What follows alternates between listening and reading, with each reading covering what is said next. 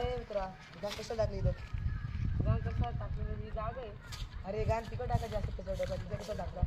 हा मग हे तुमचं काम आहे ना हे उचलायचं. अरे तुमच्यासारख्या मित्रामुळे भारत देश मागे पडलाय. जपान देश पहा बरं किती पुढे गेलाय.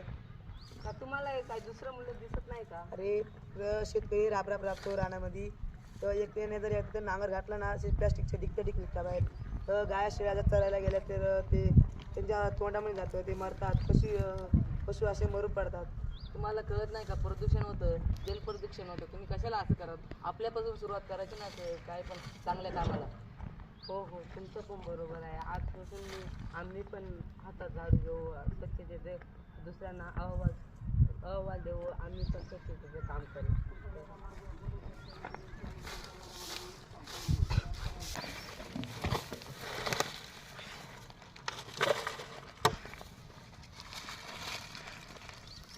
धन्यवाद. तुम्ही पण आम्हाला ही शिकवण दिली, चांगली शिकवण दिली. आम्ही पण दुसऱ्यांना हे स्वच्छतेची कामे सांगू व दुसऱ्यांना कचरा टाकण्यात अडवू.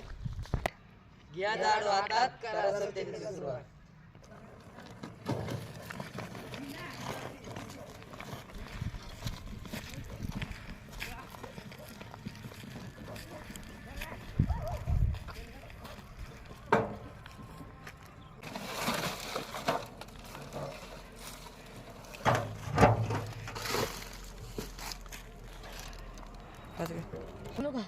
कचरा कचरा कोणतीच टाकावे.